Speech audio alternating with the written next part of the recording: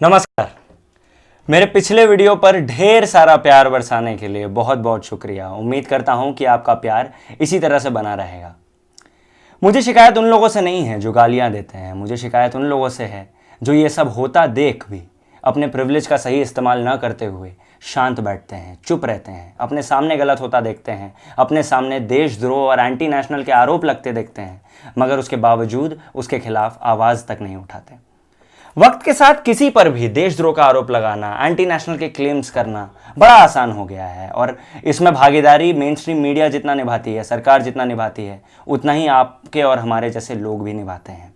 आज की ये वीडियो ऐसे ही एक लॉ के ऊपर जिसके तहत लोगों को एंटी नेशनल और देशद्रोही घोषित कर दिया जाता है बड़ी आसानी से।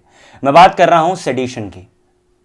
इस लॉ का जिक्र आपने कई केसेस में सुना होगा, कई मशहूर लोगों को इस लॉ के तहत बुक होते देखा होगा और कई मशहूर यूनिवर्सिटीज का भी जिक्र सुना होगा इस लॉ के तहत। मगर क्या सेडिशन का तात्पर्य वाकई में देशद्रोह से है? आइए देखते हैं। According to section 124A of the Indian penal code, if a person tries to spread hatred, contempt और disaffection towards the government established by law, then the person shall be charged with sedition. यानी कि अगर कोई व्यक्ति सरकार के खिलाफ hatred या डिसअफेक्शन ट्राई करता है इंसाइट करने की, तो उसके ऊपर सेडिशन के चार्जेस लगाए जाएंगे।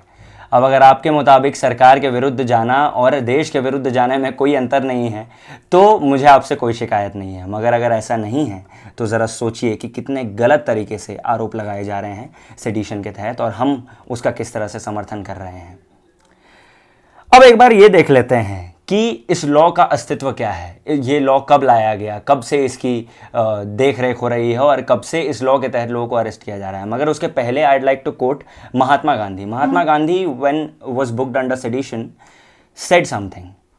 He said that disaffection or affection is not something which can be regulated or manufactured.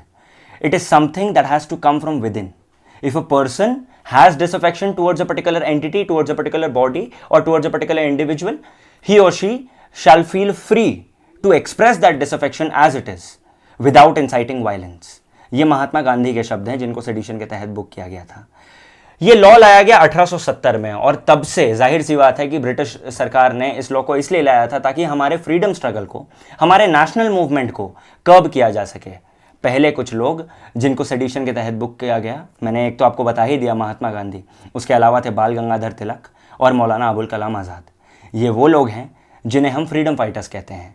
आज अगर आपके ऊपर सेडिशन का आरोप लगा दिया जाए तो मीडिया आपको देशद्रोही करार देती है और जनता भी इसका पूर्णतः समर्थन करती है। जिन लोगों पर आज सबसे ज़्यादा सेडिशन के चार्जेस लगाए जाते हैं वो अधिकतर मात्रा में स्टूडेंट्स होते हैं, जर्नलिस्ट होते हैं और ह्यूमन राइट्स एक्टिविस्ट होते हैं। इसमें सच्चाई कितनी है, कितनी कन्विक्शन साबित हो पाते हैं, इस पर एक नज़र डाल लेते हैं। अब सेडिशन के केसेस में कन्विक्शन रेट हमेशा से काफ़ी कम रहा है। पहले ये 15-16% तक रहता था। आज के डेट में अगर मैं आपको बताऊं तो पिछले 4 साल के भीतर इसकी कन्विक्शन रेट 1% से भी कम रही है। और तो और उल्टी गंगा बहती नज़र आ रही है। अंग्रेज सरकार के वक्त जैसी हरकतें होती थी आज वैसी ही हरकत होती नज़र आ रही है। 2014 के बाद से ये देखा गया है कि सेडिशन के केसेस में एक बहुत बड़ी बढ़ोतरी नज़र आई है। ये देखा गया है कि सेडिशन के केसेस लगभग डबल हो गए हैं। इसका कन्विक्शन रेट मैंने आपको बताया 1% से कम रहा है। पिछले 4 साल में केवल 4 केसेस में कन्विक्शन सही साबित हो पाई है।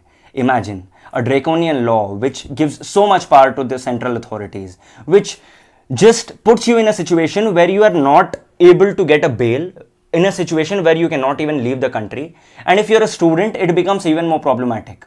Now these are the legal problems that you would face if you were booked under sedition. There's a social boycott that could happen if you were booked under sedition, और इसका नतीजा क्या होगा और किस हद तक होगा इसकी आप अनुमान भी नहीं लगा सकते हैं। यानी कि अगर मैं एक स्टूडेंट हूं, मेरे ऊपर सेडिशन का चार्जेस लगा दिया गया है और मैं फ्रीली घूम रहा हूं और मान लीजिए कि जनता इस बात से रूबरू है कि मुझे देशद्रोही करार दिया गया है मीडिया द्वारा। इस पर कोई पुष्टि नहीं हुई है, अब तक कार्रवाई चल रही है। हो सकता है कि मेरी लिंचिंग हो जाए, हो सकता है कि मुझे मार दिया जाए जनता द्वारा, भीड़ द्वारा, मॉब द्वारा, मगर क्या उसके विरुद्ध कोई एक्शन लिया जाएगा? जी नहीं, क्योंकि लॉ के हिसाब से एक देशद्रोही मारा गया, इसमें कोई गलत बात नहीं है। Please try to understand. Supreme court, the apex body of the Indian judiciary, ने न जाने कितने केसेस के वर्डिक्ट्स में यह स्पष्ट कर दिया कि mere criticism of the government is not to be counted as sedition. To name a few cases, Indira Das versus the state of Assam, Kedarnath Singh versus the state of Bihar, और ऐसे कई केसेस के वर्डिक्ट में आप देख सकते हैं कि सुप्रीम कोर्ट ने साफ शब्दों में यह कह दिया है that mere sloganeering is not to be considered as sedition. If the person's words do not incite violence, the case is not to be considered as sedition. मगर इन सब के बावजूद बहुत ज्यादा दुरुपयोग किया जा रहा है इस लॉ का। अब इस लॉ की वाकई में हमें जरूरत है या नहीं? I don't think I am capable to comment on the need of this law because there are much better people in a much better position who can actually do something. But what you and I can do is spread this message, is try to create some sort of awareness that these claims which go on so freely and without any reason are not the right thing to do. हमें आवाज उठानी होगी। अगर हम नहीं कहेंगे, अगर हम इसका विरोध नहीं करेंगे तो आखिरकार कौन करेगा? खैर, इसी बात के साथ आपको छोड़े जाना चाहूंगा और अंत में एक बार फिर से वही बात करूंगा कि स्वतंत्र पत्रकारिता का समर्थन करें।